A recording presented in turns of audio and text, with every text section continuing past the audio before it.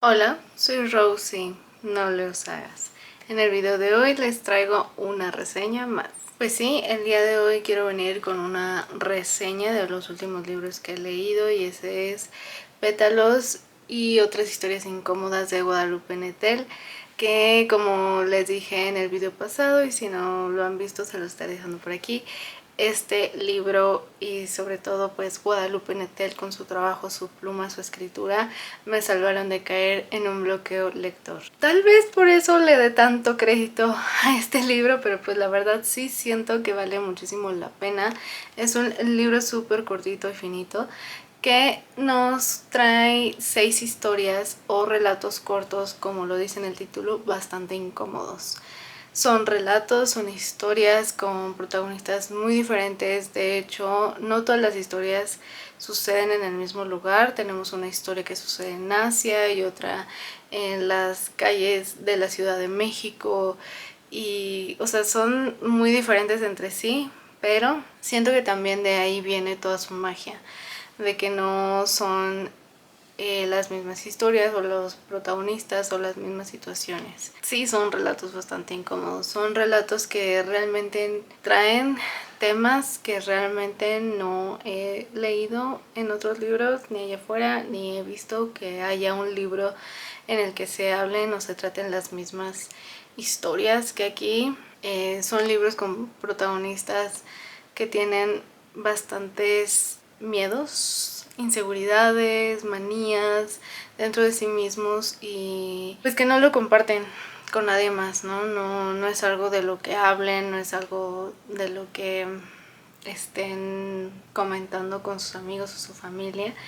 Y precisamente por eso siento que de ahí vienen los problemas, ¿no? O sea, el problema, el clímax de las historias vienen de eso, de que ellos tienen sus manías y sus cosas muy dentro de ellos, pero son tan herméticos que no se lo comparten a nadie más y ahí es cuando explotan las cosas para ellos mismos, pero las personas que están a su alrededor o sus relaciones más cercanas e inmediatas son los daños colaterales. Todo eso claro, a excepción del último relato que se llama Besoar, porque ese relato, híjole, es que de verdad,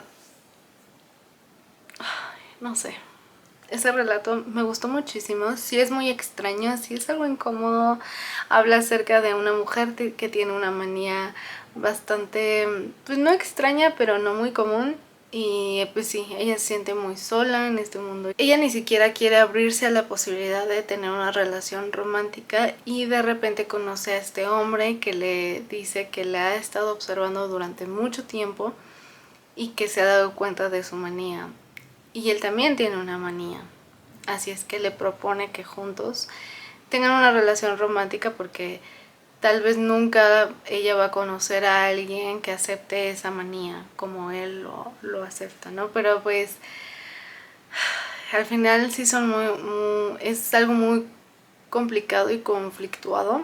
No sé si se diga así. Pero sí, el hecho de que ella intente abrirse a esta relación y al final veremos si las cosas salen bien, salen mal, no lo sé. Pero de una vez les adelanto que ese fue de mis relatos favoritos, o sea, ese relato me gustó muchísimo, la manera en cómo termina es que Guadalupe Nettel, o sea, es que de verdad cuando les digo que tienen que leerla es porque tienen que leerla, o sea, es que siento que sí se están perdiendo de muchísimo si no le han dado la oportunidad a cualquiera de sus libros, pero pues sí también a este. O sea, es que de verdad la amo muchísimo y amo la manera en cómo escribe, cómo relata y sobre todo cómo termina sus historias, cómo son sus finales, cómo son decididos, tajantes, pero sobre todo coherentes. Si ustedes no conocen a Guadalupe Nettel, deben de saber un poquito acerca de su historia un tanto personal. El trabajo de Guadalupe me gusta muchísimo porque siempre incluye en alguna parte algo que tiene que ver con esa historia personal. Y es que por si ustedes no lo saben, Guadalupe es una mujer que nació con un lunar en el ojo y es algo que a ella le ha incomodado y ha sido una de sus más grandes inseguridades. Supongo porque no es mi amiga personal, Pero supongo que gran parte de este camino de aceptación de ese pequeño o gran detalle para ella que tiene o sea, que tiene físicamente, la ha llevado a escribir ciertas cosas, ciertas obras. Y no solo eso, sino que siento que gran parte de ese trabajo que ha hecho ella de aceptación de sí misma, de ese defecto que ella tiene y ve y considera defecto, lo ha transformado, lo ha hecho a través de la escritura. Y se nota muchísimo porque este es el segundo libro que leo de ella y realmente no es algo que ella deja de lado. Al contrario, es algo que ella tiene muy presente y de alguna u otra manera te lo hace saber, te lo hace ver. Esto lo tuvimos en El cuerpo en que nací y también El huésped, que han sido los primeros dos libros que he leído de ella. Y este, que es el tercero que he leído de ella, que realmente yo no las he leído en orden de publicación. Yo sé que El huésped fue su primer libro, fue su debut literario, y de ahí siguió El cuerpo en que nací. Pero yo se los dije en la reseña del huésped, siento que para entender un poquito más el contexto de Guadalupe, sí recomendaría primero leer El cuerpo en que nací y luego El huésped, porque finalmente El cuerpo en que nací es una obra de autoficción. Nos cuenta a través de una protagonista un poco de su vida. Y no de su vida tal cual, sino de este específico detalle de su ojo y el cómo la ha hecho sentir y cómo ha sido crecer con ello y cómo ha sido crecer con una inseguridad. O sea, y después viene El huésped, donde también vemos el camino de una niña que se convierte en mujer, con algo relacionado a los ojos y no sé. O sea, es que siento que yo por eso la admiro demasiado. Porque yo quisiera poder hacer eso, agarrar esa parte de mí que me molesta, que me incomoda, que me hace sentir mal o insuficiente o que me lastima demasiado y convertirlo en un libro. O sea, y siento que eso es lo que hace Guadalupe Nettel. ¿Y por qué les estoy hablando de eso en estos momentos? Bueno, porque justamente el primer relato, que se llama Tosis, es que realmente no sé cómo se dice. Pues supongo que se dirá Tosis, porque bueno, les estaré dejando aquí la palabra. Supongo que el PS se dice como la palabra psicólogo. Entonces, Tosis, no sé. El punto es que justamente esa historia habla acerca de los ojos. No precisamente como el problema que Guadalupe tiene, pero sí relacionado a los ojos. Y eso se me hace un detalle tan increíble. O sea, el ver que va a ser una parte muy importante de ella y que siempre o casi siempre lo va a tratar de incluir en sus obras de distintas maneras, con distintas temáticas, distintos protagonistas. Pero me encanta demasiado. Siendo el primer relato me atrapó muchísimo, me enganchó muchísimo, yo quería saber más. Realmente sí son relatos cortos, o sea, son relatos de 5 páginas a lo mucho y eso es corto. Pero realmente me gusta su estructura. Sí tiene un inicio, un clímax y un final. No es algo que te deje al aire, no es algo que te deje inconcluso, no es algo que te deje abierto para que tú le des el final que quieras o la solución que quieras, no. Cada uno de estos relatos tiene su inicio, su clímax y su final, y cada uno tiene una parte, siento yo, especial, en el sentido de que, por ejemplo, en el último relato que les dije, que es Besoar, siento que su punch realmente está en su final.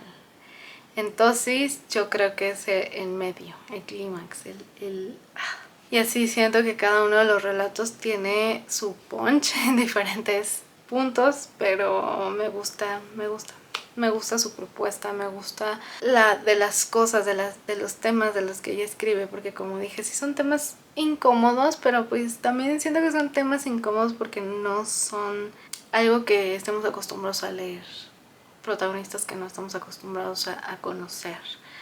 No puedo decir que sean de una moral gris, simplemente puedo decir que es muy del día a día, de algo muy cotidiano. Ahora que lo recuerdo, también creo que entonces me gustó muchísimo porque justamente habla de este hombre que se enamora de una mujer, pero no, o sea, realmente no se enamora de la mujer tal cual, se enamora de un detalle, un aspecto muy específico de esta mujer. Y me gustó mucho porque al contrario, la mujer siente que ese detalle es su más grande defecto y su más grande inseguridad. Entonces me pareció bellísimo el cómo Guadalupe nos retrata eso.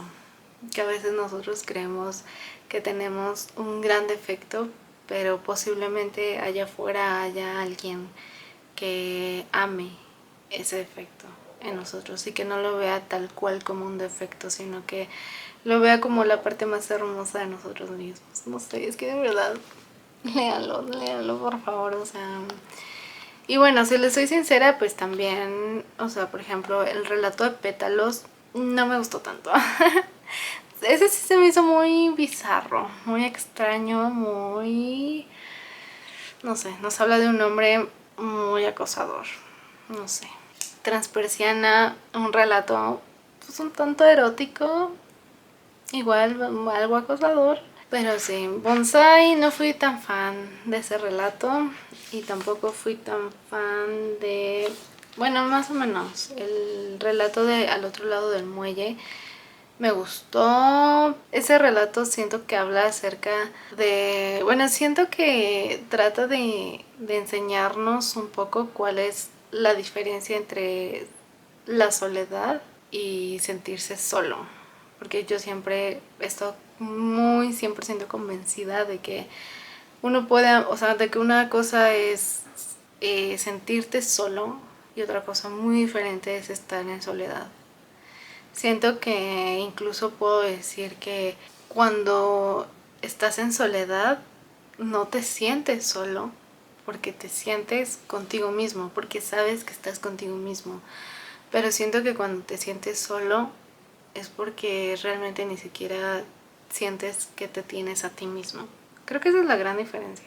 Pero bueno, yo ya aquí me puse a hablarles acerca de los relatos. Ojalá, espero les llame la atención, que lo lean. Si ustedes ya lo leyeron, déjenme acá abajo en los comentarios cuál fue su relato favorito y si no, se atreverían a leer estos relatos incómodos. Y como siempre, para motivarlos a adentrarse a estas historias, quiero leerles algunas frases, algunas páginas para despertar su interés.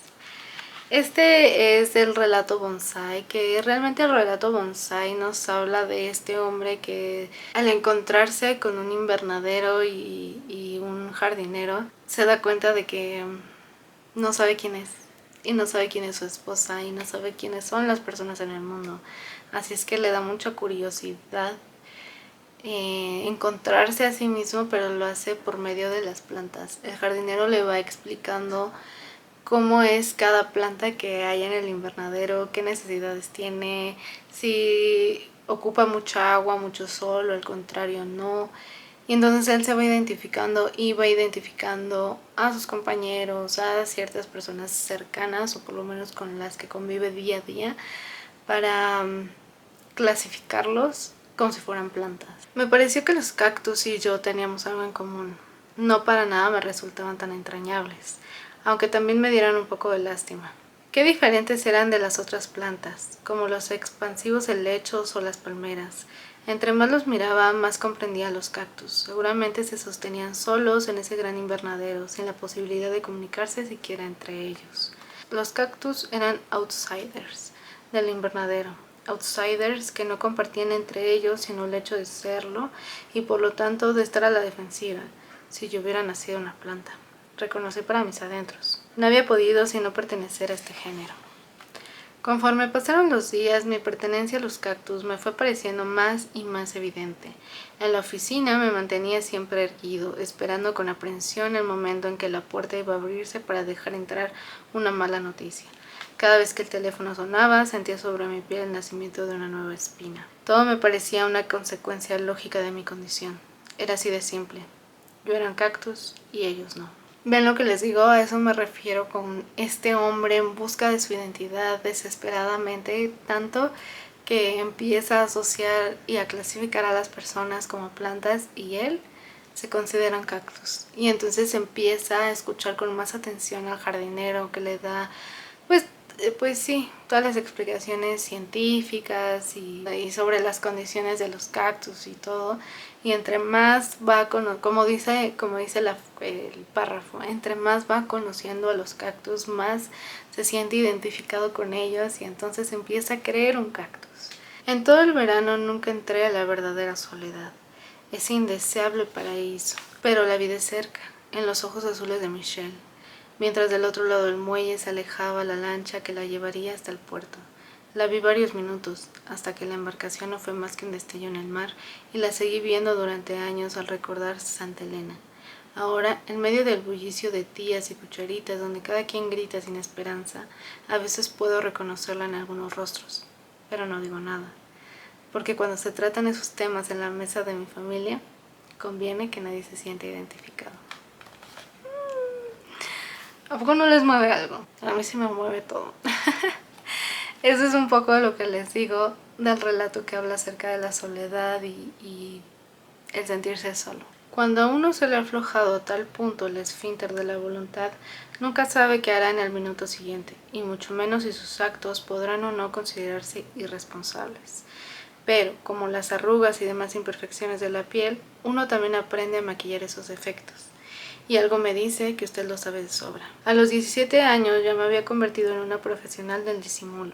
Si no era del todo normal, al menos ya no padecía esos momentos de bochornosa incontinencia. Me había convertido en un ser funcional y ese, créame, que fue el máximo logro de toda mi existencia. La sensación de alivio que produce pasar inadvertido. Pues sí, ese es el último relato que se llama Besoar y es que no les quiero dar muchos detalles porque sería spoiler, pero justo tiene que ver con máximo placer que producen las manías y al contrario lo que nos quitan tener esas manías y no sé, no les quiero decir mucho, pero ojalá se atrevan a leer este maravilloso libro y puedan entrar también a ese relato de Besoar que créanme es una joya pura.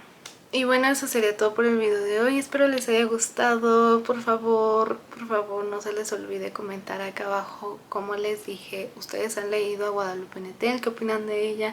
Y si no, les interesaría adentrarse a alguna de sus historias. Por favor, tampoco olviden darle like, suscribirse y activar la campanita para que sepan cuando subo un nuevo video. Recuerden que aquí también les estaré dejando mis redes sociales para que vayan y me sigan. Y pues nada, yo soy Rose, no les hagas, pero sí o sí les recomiendo a Guadalupe Nettel. Ya les dije más o menos como el orden de publicación que yo recomendaría, pero eso es muy personal, muy aparte, muy de cada quien, pero lean a Guadalupe Nettel. Adiós.